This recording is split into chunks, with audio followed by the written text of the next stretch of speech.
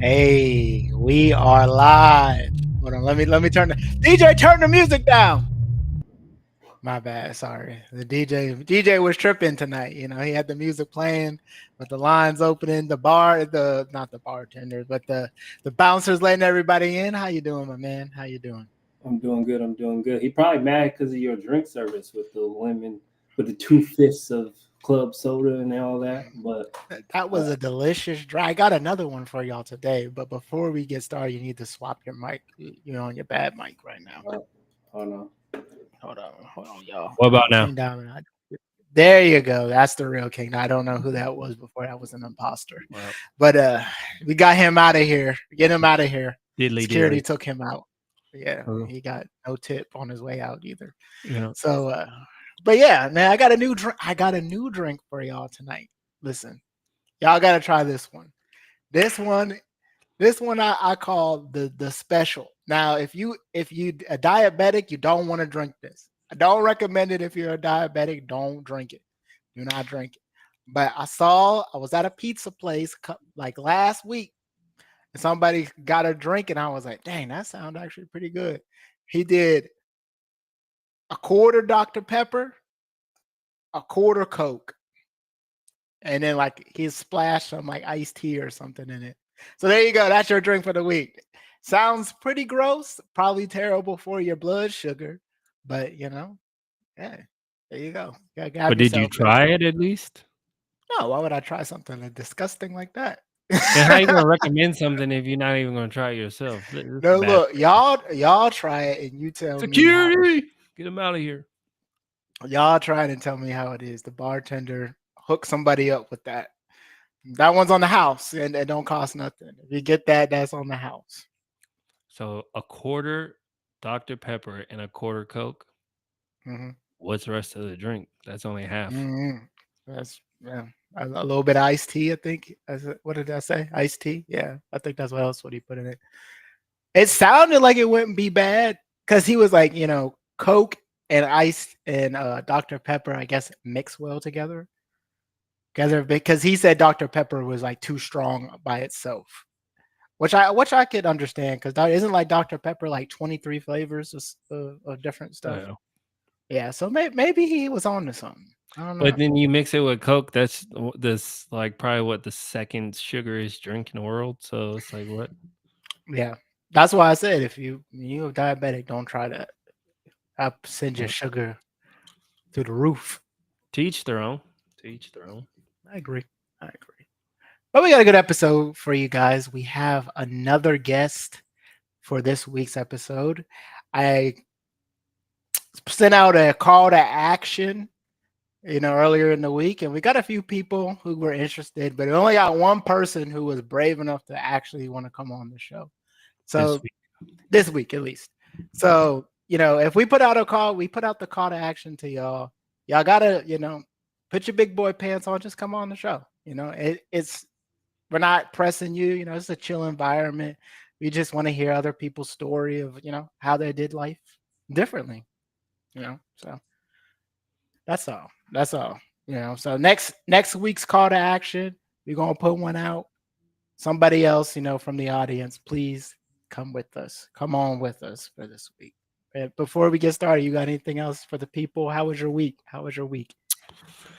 Quick, fast, and in a hurry. So I can't complain. It wasn't slow. It was busy, but it wasn't like dreadful. So I'm glad it's the weekend, but I can't complain. I was blessed this week. What about you? Yeah, the week was good. Monica had her first week of official class this week. So, just getting into the schedule of, her with her homework and cooking and cleaning, who's going to pick up the kids and, blah, blah, blah. So, but it was a good week, like I said. Hopefully you ain't helping her with no homework, because I remember reading some of your pages, your papers. I would be like, whoa, what are you trying to say right now? That wasn't my best times, That was the worst of times, not the best of times, man. I was stressed. We was working long shift schedules. We was in 8s. What are you talking about? 8s, 15, same thing, 15-hour shift. That's what it felt like to me. Crazy. But yeah, so I'm not helping her with any case law right now. That's but good. if she needs, I told her before, I was like, if y'all need a fake witness or something, I'll come in and be the witness, and give us testimony or a story or an account of what really happened. Oh no. It'd be like an episode of First 48. You'd be in there telling stories. As long as I got food, I'm ready to. You the one that be at the jury and they be like, we need a verdict. Like, not right now. Hold on, I gotta need another plate. Let's see. Bring on the barbecue spare ribs. Yeah. So you got Cheesecake Factory? Oh, no, I'm definitely. I need another hour to deliberate. I'm sorry. While you're at it, bring me some more food.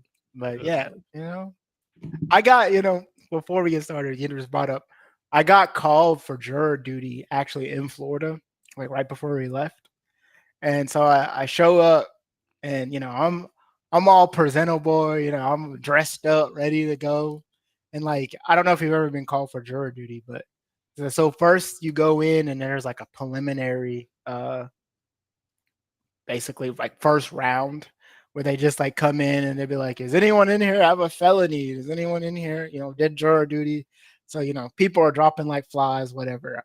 I kind of wanted to do it because I was like, I wonder what the case is. You know what I'm saying? Like, They didn't tell you what the case was? No, you don't find out till unless you get picked. You don't find out. Oh no, Texas is different. They tell you what it is, and then they ask you the questions based off what the crime is. Yeah, I think they would have got there if I would have made it past the part that first part. Then immediately the second part is like they go back and make sure that they're haven't like struck a deal yet. Because if they struck a deal, they're just not gonna waste your time going to court. So the guy left and came back and he was like, oh yeah, they already struck a deal, so we don't need you guys, so you can go home. But some of the people in there, man, were absolutely hilarious. I was like sitting next to this guy and he was like, man, this effing BS that got me here on a day on my work day, and then they pay you for juror duty, but it's like they give you in Florida, at least they just give you minimum wage. So they preload a gift card up for like that amount of hours you were in there. So we were there for like 1 hour. They're like, if you want your $15 gift card, please write down your name and address. I was like, who in the world is gonna get their $15 gift card? Hey, that's gas, brother. That's gas. You tripping? I guess that is true. That Beamer do you be driving? That ain't cheap gas right there, G. Yeah, 15 ain't gonna do nothing for that. But it's still better. Hey, 15 more. What is that? Would probably like what gas out there was like what $3. That's like at least 4 gallons of gas. That you got back into your tank for wasting a drive. Yeah, baby. Yeah, that's true. Maybe I should have got my $15. I'll go back down there and be like, hey, can I get my 15? Count Is it too late? Too late for the 15? Yeah, they can be like, bro, if you don't get out of my face, here's 2 cents. Oh man. But all right, y'all. So I'm going to introduce our guest for today. She's a wife, a mother, a senior HR manager, a mentor, a friend, a sister. She wears many hats with grace and compassion and strength. And as a dedicated senior HR manager, she brings professionalism and heart to every team she leads. Outside the office, she is a devoted wife and loving mother, and who supports and uplifts her family and her community. Whether she's mentoring colleagues, confronting a friend, or standing strong as a sister and a leader, Geneva inspires those around her to be better by simply being herself. So please give a round of applause and welcome on Geneva. Well, I'll clap for you. He's rude. Hold on, I got you. Oh, there you go. We've upgraded. Somebody donated. Look, you give him a little bit of power, and he stretches it. Oh man, yes. Oh dang. Yeah. Hey, cut it down back there. I had to get the security to get them to quiet down back there. The club people be tripping. They tripping off that Coke and Dr. Pepper. Yeah. But how you doing, man? How are you doing? I'm good. How are you? Coming on. We appreciate you coming on this week. We're gonna talk a little bit. You could tell us about yourself. Guess give us a little bit of your story here. We'll let you talk. Or since you already did the summary, how about you give us your 2635 introduction? What makes you part of the 2635 club? How about that? Sure, that's a good one. Good one. Probably that. I don't know. I guess from college to grad school, I took a good period in between there where I was kind of floating, just trying to figure out what I was going to do next. Also, I was a mother before I was a wife. So, not everything goes in the order that you think it's going to, but I'm here and I'm blessed. So. Absolutely. Everything happens for a reason. What, if you don't mind, was there like something in that pause that kind of gave you that ignition to go back to school? Or was it just like, I just need a break, I'm tapped out until you know? So I think one part of it was I went to undergrad. I was really excited about my major, and then I graduated, and I had done an internship in my senior year and realized that the industry was not for me. I kept getting put into customer service positions. I went to undergrad for graphic communications. So instead of getting to do what I wanted to do, which is called pre-flight, so anything before it goes to the printing press, it's much more of like a technical part of the industry. I was put in customer service I was basically told I had a nice smile and a nice personality. So they wanted me to do that part of the work. And it was not what I wanted to do. But most printing industry jobs are in the South, and pre-flight in particular is very male dominated,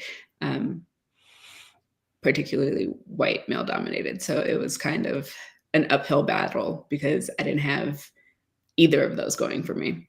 And I got to the point where I just didn't want to do it anymore. So I went from that to being a teacher. I loved the kids, but I did not love the adults or the politics of teaching.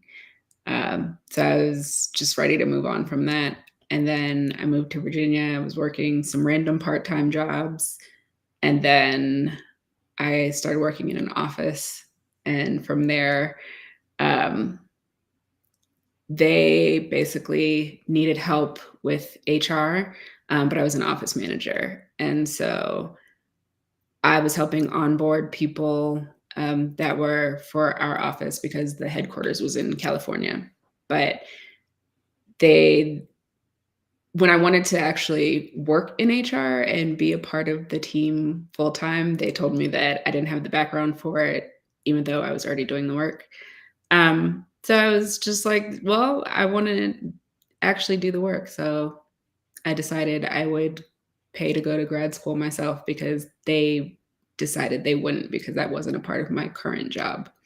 So I was really annoyed. But I went to grad school basically to do what I wanted to do. And I'm here now. So I got you. I got one question for you in regards to the teacher aspect, because I think that's cool. But I like to tie in my own personal experiences with a question. So my question to you is, like, I know when you first, or I'm assuming, so if I'm wrong, please correct me. But when you become a teacher, like, you have this idea like, oh, I want to, change the world. I want to make impact in these kids' life.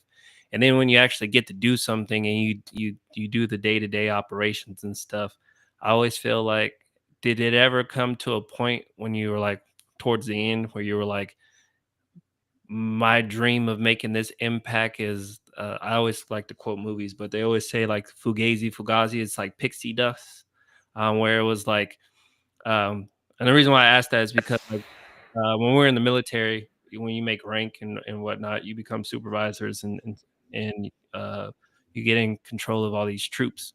But when you're a troop, you see good supervisors, NCOs, and then you see really bad NCO super that are like, they just clock in, do their little work, and clock out. So you kind of, when you're like at the bottom, you be like, when I get to the top, I'm gonna put in the work, and I'm gonna get to the top, and I'm gonna make the change. I'm gonna do all this, I'm gonna make it better for everybody because I've been there. Like, they don't understand. And but when you realize, like, when you start making those moves to get to the top, you kind of have to mold yourself. You got to change yourself to fit the profile to get to the spots of leadership, to make change, to where by the time that you're actually in the position of power, that vision or that dream that you had became that pixie dust, to where it's like you eventually turn into the same thing that you were trying to prevent. Was that like something similar in teaching, or how was that? I left teaching because I didn't want that to happen to me. Okay. I wouldn't say I necessarily went into teaching because I wanted to like change the world or anything. It was more so in high school, my first job was preschool teaching. So I just liked working with kids. And my sister was a school psychologist at an elementary school in Durham, North Carolina. So I had gone there with her pretty much right after I finished my last internship, met the principal, and she asked if I was looking for a job. So I became a kindergarten teaching assistant, but also I taught multimedia to the 4th and 5th graders. That's dope. So it was just a cool experience. I liked working with kids, and it was something that I really wanted to do. And then halfway through the year, I was actually given my own classroom to teach multimedia to kindergarten through 5th grade. So it just was really a dope experience. It wasn't something I really had planned for, but it was cool. But I think the thing that kind of made me be like, I'm not going to do this was there was this one teacher who he was a 5th grade teacher. We had been cool most of the school year, and he told me, or no, so he had, there were these 2 boys, they were twins, but they were in different classes. One of them had an IEP, so he was actually getting services and help. The other one did not have an IEP, but needed one, but he kept just getting passed along from one teacher to the next. At this point, they're about to go to middle school, and you can even tell by just some of the behaviors, the one that's not getting any services was struggling. And so he would come to my class. Most of the time was fine. One day he almost got into a fight with this kid who called him stupid and then said he can't read, which was factually true, but broke him. And embarrassed him. He felt yeah. And so it almost turned into this big fight. I got it under control, but I kept him outside of the classroom and was trying to talk to him. And at first he started out yelling at me, and I was like, whoa, whoa, whoa. I'm not yelling at you. I'm not disrespectful with you. We're not going to do that. So he calmed down. We talked. And then I asked him basically if he wanted help with reading. And he said, yeah. And I was like, if you really want it, like, don't tell me you want it and then you're not going to try. You don't have to do this. We don't have to do any of it. I'm not going to make that choice for you. So just let me know. So he started coming to my classroom during lunches, and we would have one-on-one lunches. We would work on letter sounds, letter bingo, like whatever we could do. But we also started exploring like trades and other things that he would be good at. He was really good at building things and doing things with his hands. And so I just was like, because at first he said, oh yeah, he wants to be a basketball player. And I was like, yeah, the reason you know so many basketball players though is because there really aren't that many. So what is your backup plan? And I was like, I don't want to crush your dreams, but that's important to me that you still have a backup plan. So we had a lot of those conversations. But then after like a month or two, for a good week and a half, him and his brother weren't showing up to school. And I kept going to his teacher's classroom to figure out what was going on. Mind you, this was a Title I school, so a lot of low-income families, a lot of low-income children. It was mostly Black school. Most of the teachers were also Black. And his teacher in particular was a Black man. He was Kappa. He had won Teacher of the Year that year. And so I'm expecting from him to actually care. But he told me after, I think the 3rd time I went to his class to check, he was like, yeah, they probably missing the bus and their mom isn't bringing them in. So they're just at home. But I'm gonna be honest with you, the worst thing you can do for some of these kids in the hood is care. And it took me aback, but I was just like, don't talk to me again. And I walked away. And when they started coming back to school, I started working with him again. But that kind of, for me, was just like, I can't deal with y'all. I couldn't. Yeah, I can see that. You know, you're trying to impact somebody's life and give them the options and speak life into them. It's not a lot of people do that. Like you said, they just fall in between the cracks, or they just it's just especially with public schools, it's all about testing and all that. So it's just like, hey, we're just gonna push you along, so we can still get these checks, and then survival of the fittest once you get out. So that's kind of and it is always it's kind of crazy that you see like the parallels to like military life and civilian life is because it's like some of the most dirtbag NTOs, airmen, or troops or whatever, they get just because someone likes them more than you, they'll get awards for absolutely doing nothing. And then the ones that actually are on a grind trying to, do all the right things and everything, they'll get swept under the rug like, oh no, we don't want him. So it's like always a uphill battle to recognize people that actually try to make that difference. So it does suck. Yeah, I think one of the things is a lot of times the people who are trying to actually do the right thing are also going to end up rocking the boat, because sometimes that's what's required to actually do what's right for people. So Yeah, and then you get a lot of people don't like it because you got to be politically correct, or you got to fit the mold, as I always used to say it. And it's like some people don't want you to be completely honest with people. They just want you to like read the script, follow the procedures, and then like just go with the flow. And it's like you're more successful with being completely honest with the people than just trying to give them what you think they want to hear. Like when we used to have to be in when we were NTOs, I was in charge of I was like right behind I was the flight leader. So I had the other NTOs that I had to deal with, and then I had all the airmen, regardless if they were mine or not.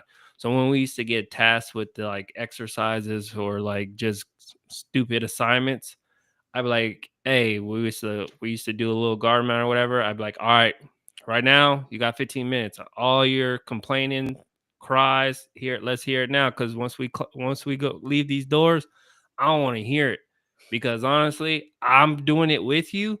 And if I'm doing it with you, then I don't want to hear no beat. I don't want to hear no crying and complaining, because I could be like any other NCO that's in this squadron that just makes you guys do all the work while they just sitting on their butts doing nothing. So if I'm getting there dirty with you, I don't want to hear no complaining, because I could easily just close the door and let y'all do whatever y'all got to do. So it's like when you're more honest with people, I mean, they respect you more, and then they'll do anything for you. So when I'm calling the troop and I'm like, hey, I need you at this volunteer work in 15 minutes. All right, I got you, because they know that I'm going to take care of them, and they're going to get rewarded for something that I need from them, other than like, hey, you got chose to do this. Like, no, you really didn't. You just didn't have nobody else that wanted to do it, and you just need somebody to do it. Like, be honest with them. Like, hey, it sucks. I gotta take 2 hours of your time now, but I'm gonna get you on the back burner. Once we can, if I can get you a free day off, I got you. Or hey, I'm gonna get you. I might not be able to get you on the next good post, but after the next day, I got you for the next 2 days or whatever. So it's like you gotta compromise with people to get the results that you want. But there are those people that make it difficult for you. I mean, yeah, but I also think that's the difference between being like a servant leader, and just like being a boss. True. Like they say, you could train someone to be a leader, but then there's people that are just natural born leaders. Like they don't have to go to no course. They don't have to go to no, sit in presentations and stuff like that. It's either you got it or you don't. In my personal opinion, like there's certain techniques that you can kind of help somebody that struggles with being a leader, but the most successful ones, they were just born with it. I could definitely agree with that. Absolutely. I got a question. So this is more off topic, but so how did you get into HR from, I guess, teaching and wanting to do technical printing? Because that's like a huge jump, This I figured, and I never knew this, and I've known you for a Yeah. couple of years.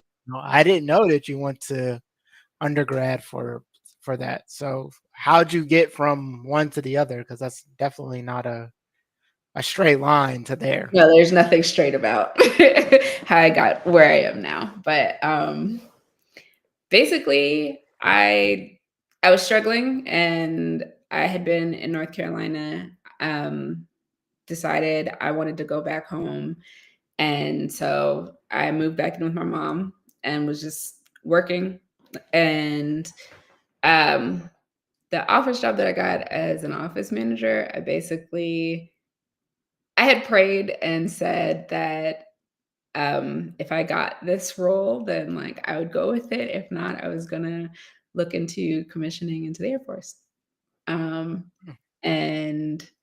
I had started talking to a recruiter, but then I got the job offer. So I was like, well, I guess that was my answer. And then from there, like I said, I was the office manager for that office. The headquarters was in California, and so we were a satellite office. There were maybe like 10 people who came into the office from time to time, but I think most days there was 3 to 5 of us there on a regular basis. And so there was no HR, there wasn't even IT on our side of things. So I took on a lot of it, just trying to figure out how to best help out. And so if our server went down, I worked with the IT person and tried to get those back up. If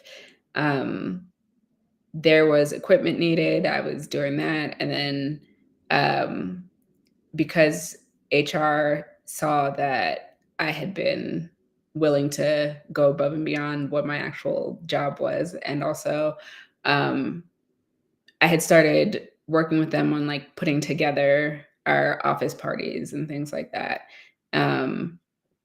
They started asking me to help with recruiting, and then helping with some of the sourcing. And then when we were onboarding, that was probably the thing I was most involved with. And then so after a while, I was like, well, I'm actually really interested in this. I would like to keep doing this, but I want to actually be in HR. And like I said, they were like, well, you don't have the background. And I was like, okay, well, you guys do offer tuition assistance. So could I go to grad school and get my degree? And we do it that way. And they were like, no, because that's not actually part of your current job. And I was like, cool. So you have me doing things outside of my job for the funsies, because I'm not going to be able to actually go forward in this.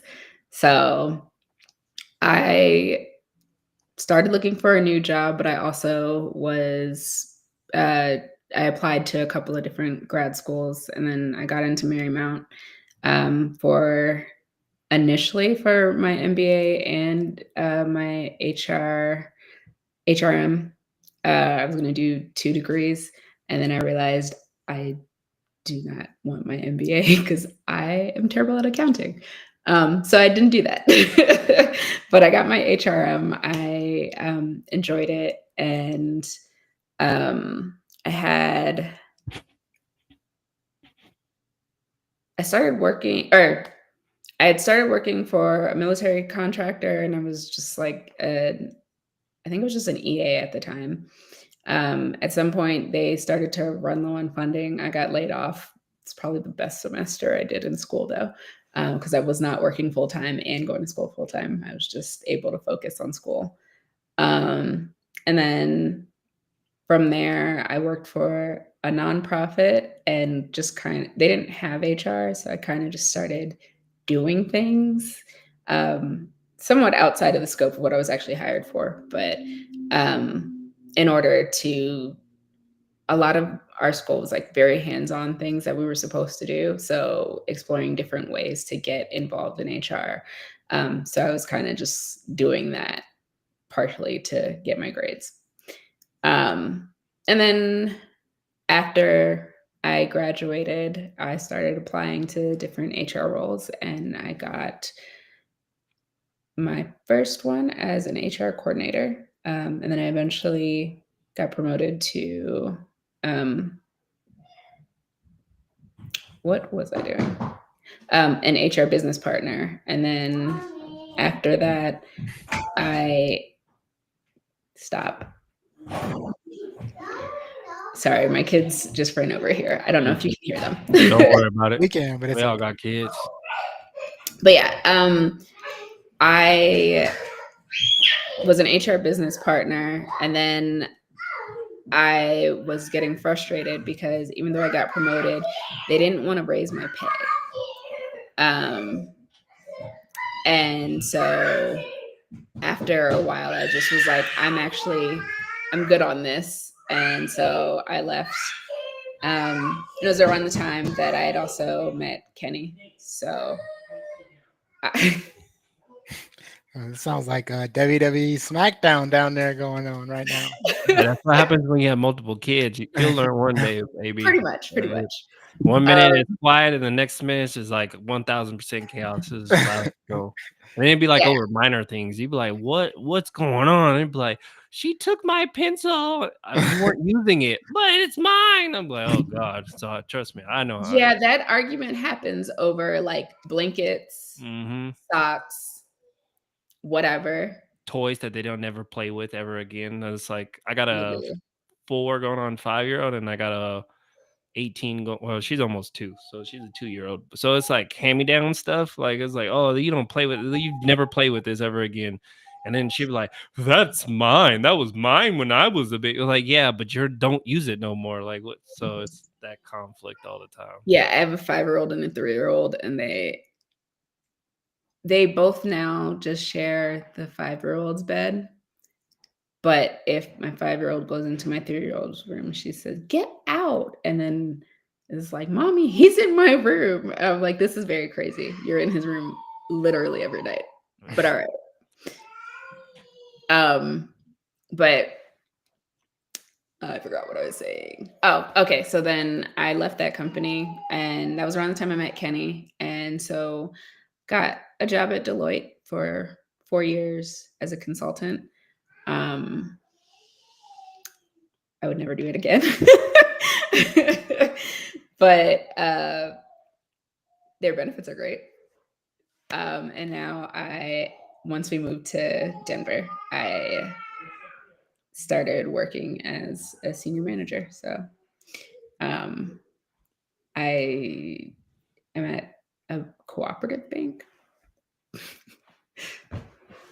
So Is that like a chain of banks or just local bank? So a cooperative bank is backed by I thought that was the name.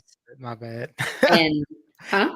I thought it was the name of the bank was cooperative. So it's technically it's CoBank, but it's it's backed by the government, but they don't bank with like everyday people.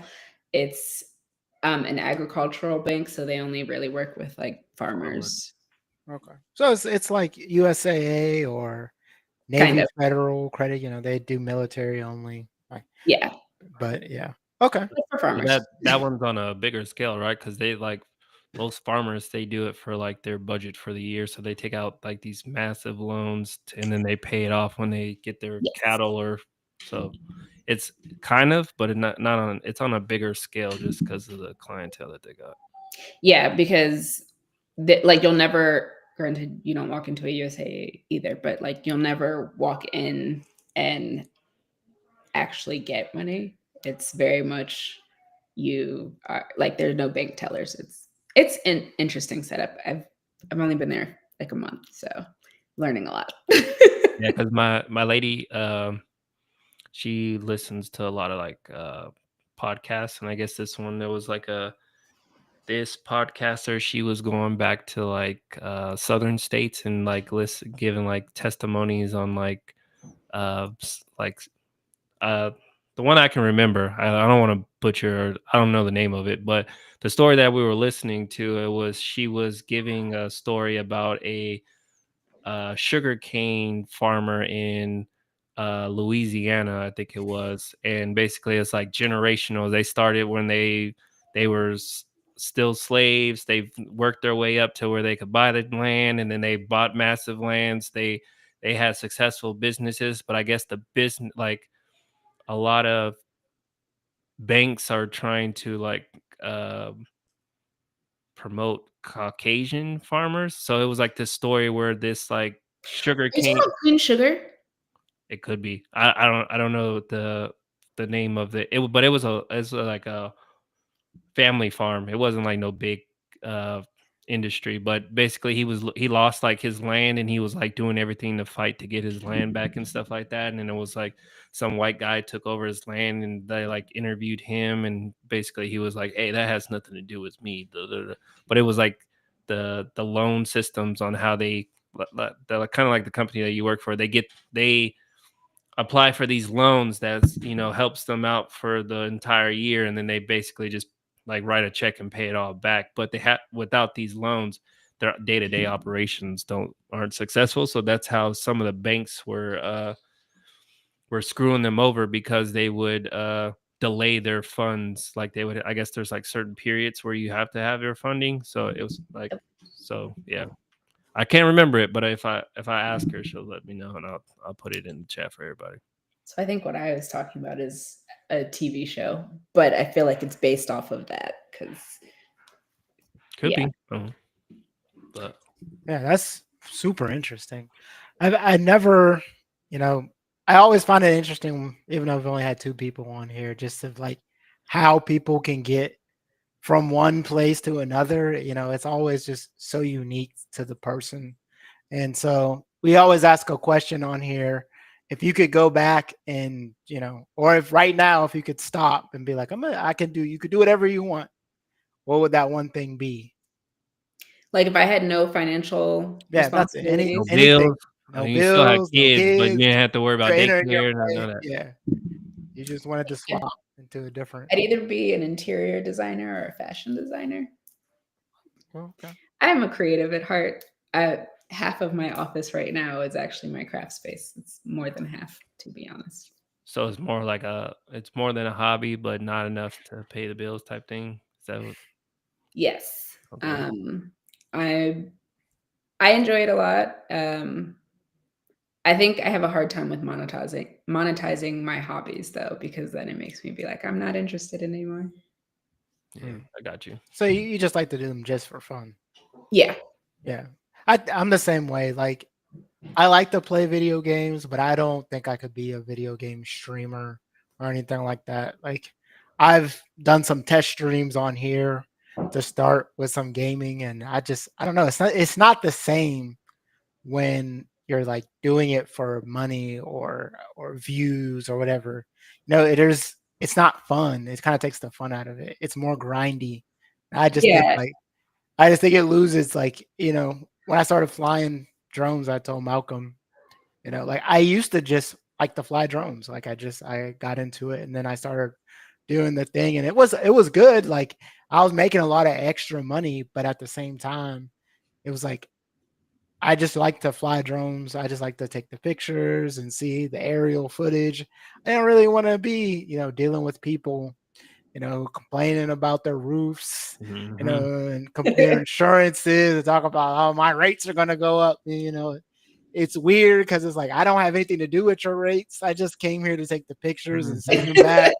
You're Mhm. mad at me, you know what I'm saying? Like it just ruins it. It ruins the fun out of the hobby. So I definitely understand. Or what you got is when you go to do some inspections, you got clients like, why all of a sudden I have to have an inspection on my house? Like, well, I never had to have it before. And I'd like trying to tell them, like, look, you can go to Allstate, Progressive, all these big companies, and they're just going to write you a cookie cut policy. Like it's just whatever. It's the same thing they give everybody else. you want a cheaper one, that's why you went with this company. They're gonna make sure they want to see what you have before they write the policies, and they make sure if they need to increase anything because based on your house. So it's like they gotta see what it is, and they're not gonna trust you to be honest with the whatever you have. And then if you have damage already, and then you file a claim, they want to make sure that they're paying for what they owe. So it's like Yeah, I because hate that. I definitely got some stories of some people trying to do some bogus stuff. I've gone to some houses and there's a whole barn with a pool and an exterior in the back. I'm like, is this part of your policy? No, that's not. That's a whole different something Not else. my Like, property. Yeah, so, but yeah. then you also get the ones where you kind of like you're like in a tight situation. Like I had one when I went to Colorado. I was in actually Colorado back in March for a few jobs, and it was like out. It's right outside of Denver, but it's south. It's like going down towards Boulder or no Colorado Spring. Oh no, what's that? Aurora, No, not Aurora. It's more east. Centennial, It starts with an L, I think. Is it Lakewood? possibly. I'm still getting familiar around here, so Right underneath Lakewood, there's like it's like the mountains, and it's like out there in the mountains. And so I drove like I barely had signal, and so I'm out there, and it was like this old man. He was like an old vet, and he just lit like it was he like his oven was like from 1900s, like it was old, and so it's like he was getting way too old that his daughter was trying to take like that he couldn't take care of himself. He fell a few times or whatever. They're like telling me his life story or whatever, and I was like, all right, that's cool. I'm just here to do the inspection, but you could tell the daughter was like stressing out about the inspection and everything. I was like, look. I had to like calm her down. I was like, look, I'm just here to take the photos. It's not like I'm not gonna report anything or anything like that. They're just basing it off to see what they need to file for. And she was like, oh, okay, cool. Cause and then like she started tearing up. I was like, oh man, you about to be I was like, I ain't even trying to hear this. I feel bad for you, but I'm not trying to like that's Yeah, they awkward. be And, acting like you coming to yank their house. Like you got a yeah. tow truck that's gonna pull off with the property on it. Like you Oh, ice, like you're you're the like one who's busting writing down the door. Hmm. They're acting like you're the one who's writing the policy or Yeah, determining the exactly. price. Like, And when you explain it that you're not, they still are like, well, you make sure they know that I'm gonna fix this rail, okay? You tell them I'm gonna fix this rail. I'm like, I get it. I'll tell them. It's not gonna matter, but I'll tell them. All right? I tell them all the time, I'm like, look, I even go on the app and show them like this is all I care about. These little photos right here. That's all I'm taking these. If I whatever you guys see, I just want hey, it is what it is. Like I'm not writing your policy. I'm not like an FBI. I'm not even doing the inspection. Like I'm just taking the photos. Like so they'd be like, is it good? Like, I think everything's good. Is it everything? I like it looked good to me, but I'm not the one writing the policy. So I mean, Yeah. I was like, I don't quote me on whatever I say because I don't want you getting mad when your policy increased and then you're like, that dude said that I was good to go. It's like that's not how that works. So And don't have the the answers. words "it's good to go" doesn't mean your money, your mhm. policy ain't gonna go up. That's I think a lot of people we're gone on a way side tangent, but I think a lot of people equivalent like, okay, yeah, everything looks good. That doesn't mean that when I turn it in, then when they renew your policy, it's not going to increase. That just means everything looked good to me. Yeah. like that's like if you go to the doctor and they run your x-rays and then the receptionist is like, all right, you're good to go. That don't mean nothing. Yeah. That doesn't Well, mean your legs ain't broken. they'd be like, can I get copies of these photos? I'd be like, I can't give them to you. I'll put them in the notes, but like, I'm not sending you the whole file. Like that's not my job description. But would you say that, getting back on topic, would you say that like you were kind of bred and it for an HR position, or it was like kind of like you're slowly but surely calling? I Because think I'll elaborate on that because it seems like you kind of like I wouldn't say like you kind of like an initiator. Like you see something, you're like, all right, I'm like, we need this. I'm gonna do this, and then I mean, it might be because you're a mom, so more like, but that's a mom instinct that I kind of real. Like if you see something, it's like it could be like, hey, can you fold this shirt? And it's like if you don't do it in an instant, it's like for a mom, it's like bugs. I know I gotta do it, and then so it's like, is it just like natural instincts, or was it like kind of like life kind of So molded you to be in your position? so I actually wasn't a mom until I was like 29, so like Oh, okay. right after I started in HR. So that definitely wasn't what was like pushing me.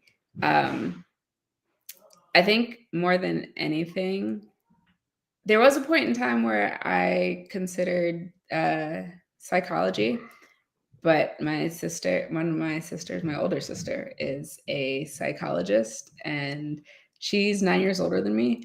Um, and I'm very much against being compared. So I decided to not do that. Even though in undergrad I took a bunch of psychology classes and I did really well in them. I did enjoy it. It just, I was like, I'm not doing this because then it'll be a constant, well, your sister did and you should try. And I wanted to do my thing the way I wanted to do it. So I went a different direction. And then I think getting into HR kind of felt like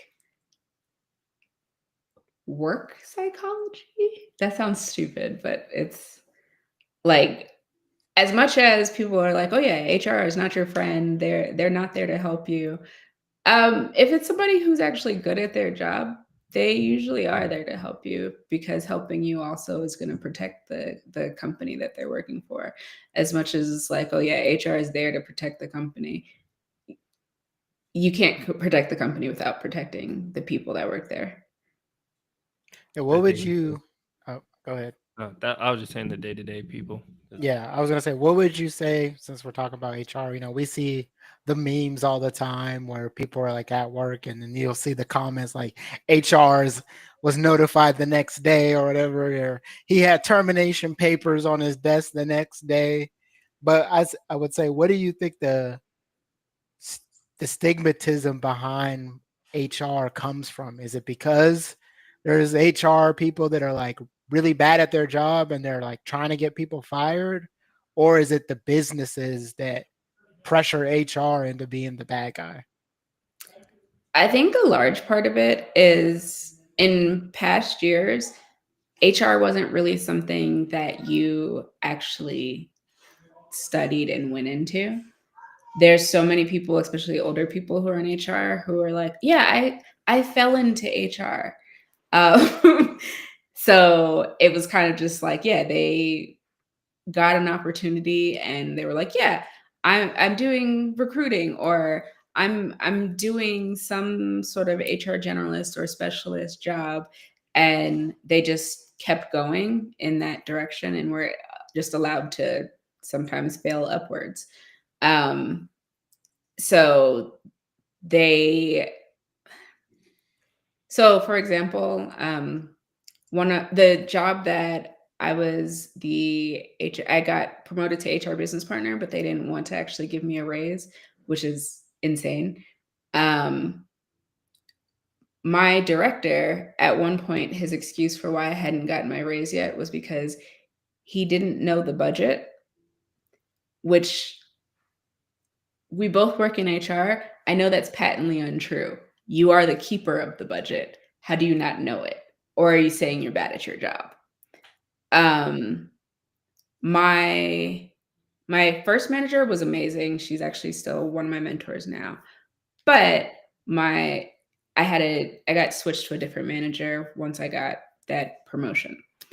Um, and we were doing an employee relations call with somebody who was just doing an exit interview. They were just like, yeah, I'm tired of all of the like back and forth and the rigmarole. Um, I'm close to retirement, so I just think I'm ready to go. But also, I feel like he basically was saying the job he felt like was kind of draining, and there were times where he felt like it was a hostile work environment, which if you're in HR, that's going to immediately set off alarm bells. But my manager was like, I don't think it was a hostile work environment. And I was just like, what are you doing? I had to jump in and I was like, yeah, can you tell me more about that? And we'll investigate and look into it. And then afterwards, she was upset with me and tried to basically yell at me. And I was like, yeah, you doing what you did would end up with us getting a lawsuit or a fine. We might not actually end up with that lawsuit going anywhere, but is that an interest of yours? And so, yeah, there are people who got into HR 15, 20, 30 years ago, but they never had a plan for it. They never studied for it. They may have gotten like professional certificates later on. And that's cool, but they didn't, I guess, have the like know-how. So it just, I think also a lot of people right now, like people talk about wanting boomers to be out of the workforce. I feel like that's a big part of the issue. Like there's a good amount who are there who don't have the formal training. So you also end up with a lot of things that are just like, we do it this way because it's always been done this way. And that's a dangerous place to end up. You have to still be innovating and moving forward. And if you're not, I think HR used to be considered very much business centered, but a lot of them are moving towards being like a people centered organization. Okay. Go ahead, Book. Okay. So yeah, that was a great answer. I guess to piggyback on a little bit what you said, I definitely feel like, my job, the HR was very nice and forthcoming, and I felt like I could talk to them about certain situations. But I always felt like, it starts with your manager. That's kind of like, though they may not be called HR, they kind of are HR. You know what I mean? Like if you have a problem or you have a complaint, that's like your first line of defense or or reaction that you can go to. So when I was a supervisor, I used to always make let my troops know, like, hey, something wrong, you can come to me, but if we need to go to the people who are better equipped for this, that's where I feel like HR is, because you guys know how to handle people personality types and all that type of stuff, the hostile employee or whatever, that you got going on. But yeah. Well, yeah, that, but it's also that like I can, as a supervisor, you could be great one-on-one personal connection with someone or whatever, but then HR, in my personal opinion, that's like the tool to help you with the stuff you don't know. So it's like if someone's suicidal or they're stressed out, burnt out or whatever, like you could be there as a person and try to be there for them, but HR gonna know exactly what benefits that they have that they can give out to that person, or whatever's little therapy or whatever that it's not gonna cost them a lot or whatever. So it's like it's always a tool, but people just like try to use HR for like everything. Like, hey, how do I do that? I need this, I need that. And it's like little stuff like you could ask somebody beneath it, like you said, your supervisor or whatever. And so it's like it causes too much stress for HR because it's like you guys got so much to deal with, like for people that actually do need you, then you gotta spend like 20 minutes trying to correct someone on something they could easily look for themselves. So it's like a lot of people nowadays, they just with chat GBT and stuff like that, they're just looking for the quickest answer, and they think HR is supposed to like, yeah, they may have the answer, but why are you taking time like look for stuff? It's like people just don't want to do their own work. It's in a sense. That's definitely true. Yeah, you can end up inundated with just like the little really simple questions that like, hey, this is on our intranet. You could have gone and found this, but yeah, I can answer that for you. But at the same time, I think the other thing is like, no, I don't have a legal degree, but I have to know at least the basics of employment law. what is and isn't allowed, what is and isn't going to be a violation of something. I also am much more likely to reach out to like our legal counsel to make sure what we're doing is on par with the law, and like making sure we're not going to get any type of violation, versus like your supervisor is probably just going to be like, I think this is the right answer. Yeah, too. So it depends, and it depends on what it is. So there are times where I'm like, no, please come to us. And other times where I'm like, that was look upable. Yeah, you got to have like you guys need like a filter, like a firewall, you know. Only these type of questions can come to HR. The rest just get blocked. Nah, because then that's just gonna cause chaos by itself. Those people would be like that episode of SpongeBob where he like only focuses on one thing, and then like they ask him like, "What's your name?" and it's like chaos everywhere. That's what it would be like if you only had like these many questions to answer from. It's like, HR can't do it. What do I do? I don't know. I don't even know where to find it. Walk outside, the building's completely on fire. You don't even understand. I just wanted to request PTO. I didn't know what else to do, so I just lit the room on fire. Yeah. But well, we appreciate you coming on. We appreciate all the wisdom you gave. If I guess before we wrap up, one more question, just for people. If someone wanted to get into HR, what would you recommend for somebody to maybe go on that path? If they are interested in going to school or are going to school, a business degree in undergrad, also psychology, is a good way to transition in. Also, there are professional certificates, especially if you can get your job to pay for them, because they are expensive. And it's also a lot of study time, but it's well worth it. I think the other thing is, especially if you don't really have the background, networking and getting to know people, getting mentors, because those are people who are also going to speak about you in rooms that you may not be in, and can really help you climb that ladder and get where you want to be. Also, there are still some places where you can fall into HR, but I am definitely a strong believer that if you have some sort of background in it, you'll probably do better, just because there's so many different facets to HR. Like our HR team is gigantic, but also still like on the smaller side. It's interesting. And I'm currently managing, I think, the most people of all of the different teams in HR right now. So I'm constantly trying to keep up with what everybody is doing, and they are all doing vastly different things. I got one last question before we head out.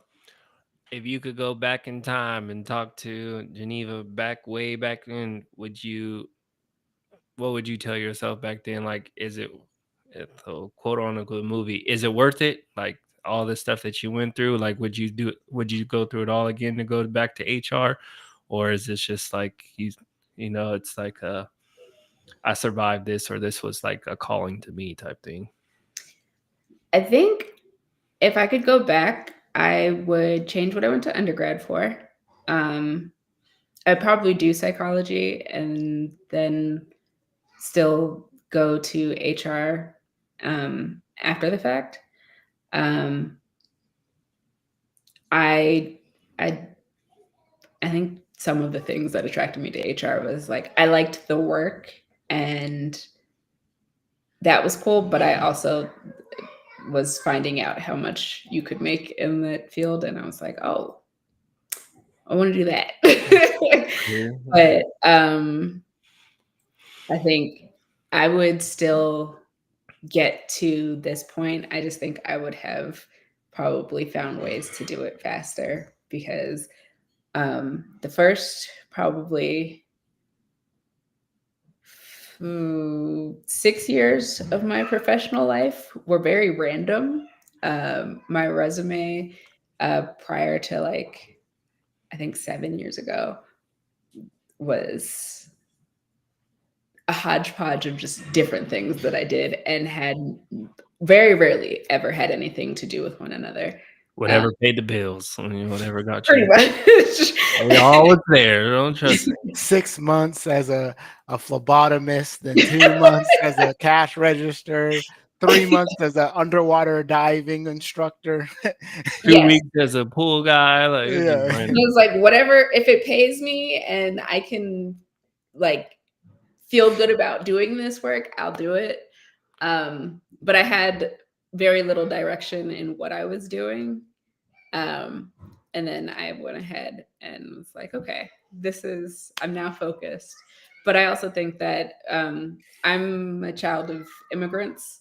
And so neither one of them went through any of this. And so they didn't really know how to fully guide me on it. So there was a lot of just stumbling and tripping over things in the dark.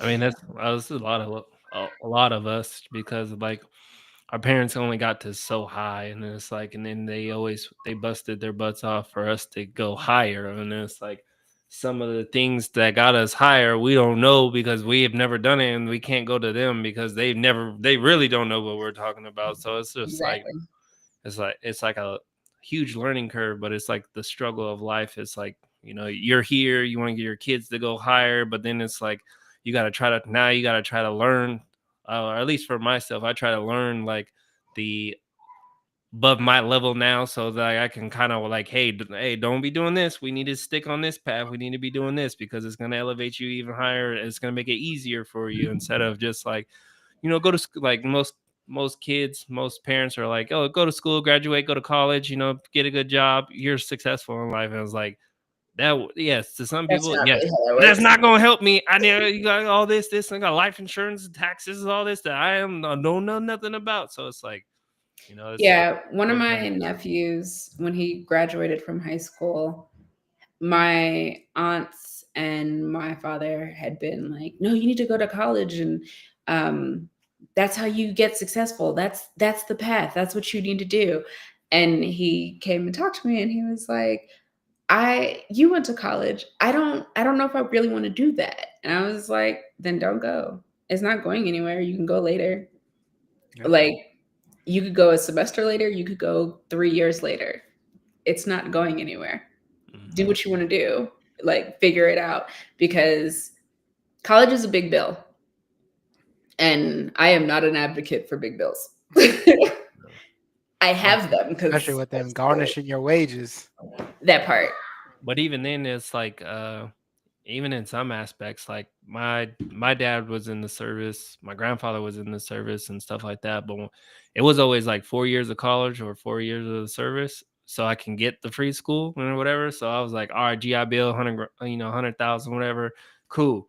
And then when I got in, there was like, nah, we do tuition assistance to where you get paid, you get money to go to school. I was like, so you telling me I can go to school now and get paid and still like get money after I get, like, yeah. I took them classes like it was pop rocks back in the day. I was like, like I plan it up too. I'd be like, all right. So I got these, it was like 6 classes, I think, book that you get for tuition assistance or something like that. So I would like, Depending on how much they cost. bam, bam, bam, bam. And then I literally, right when the new fiscal year started, it was like, bam, another class, like my last class. So I was like, I ain't paying for nothing.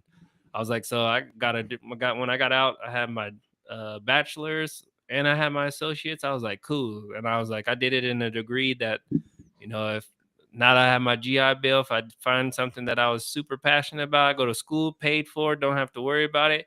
But then, you know, when you think you're on one path and life hits you and you hit rock bottom, I was like, my degree is always the fallback plan. I was like, crime pays, so social and criminal justice. I was like, it's always gonna be there. So I was like, nah. But it's like my dad didn't tell me like, oh yeah, we got you get tuition assistance while you. And I was like, Yeah, you didn't tell me none of this. Like, come on, man. Why So- wouldn't you tell me that information? That is very important.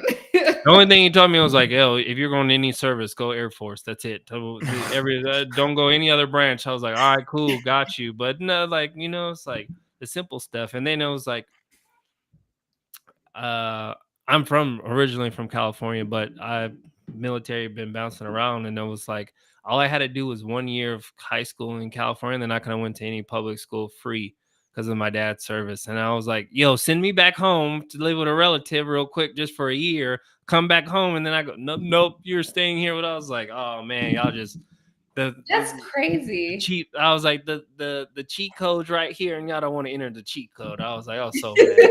I was so mad. Hey, but So you mad. did it out of order, but you did it.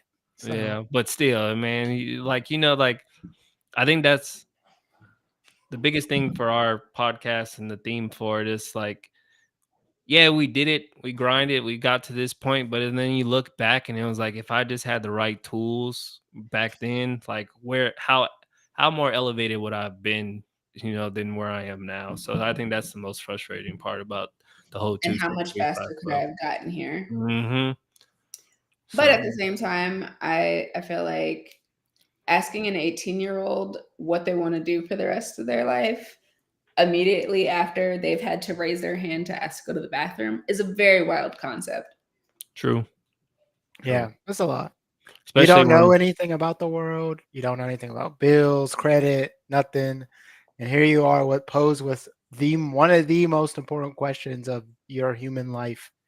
Hey, what do you want to be when you're now? You're not even when you grow up now. When do you want to be right now? And Also, not for nothing, we don't teach kids all of the like career possibilities. It's usually doctor, lawyer. So you hit like right before college and it's like, oh, what are you going to go for? This like handful of things that everybody talks about. I never ever considered HR until I was already working and in my 20s. Yeah. that's how it goes. But hopefully we're enlightening people and giving them knowledge, and you can change your life around. If you are a person who's sitting at home right now thinking, hey, I don't know what to do, or I haven't done it the right way. We've all done something wrong. It's not too late to get out there and get your stuff in order. So get on that grind as soon as you can, and get your life in order. But we appreciate you guys listening. We appreciate Geneva coming on and dropping gems.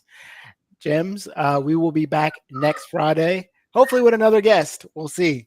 It's we don't know yet because the call to action a little, y'all a little scared out there. But That's because you were yelling at people. You were like, you need to join, like Uncle Salmon over here. Like, all right, pay your taxes. yeah. Well, my bad, y'all. I didn't- From a guest, y'all should definitely join. 'Cause Yes. This was dope. I appreciate y'all having me on. Yeah, no Anytime, problem. anytime. Thank you for coming on. But King Domino, take us out. As always, positive mindsets make positive outcomes. This is Club 2635. You don't gotta go home, but you gotta get out of here. So deuces. Peace out, y'all. Have a good night.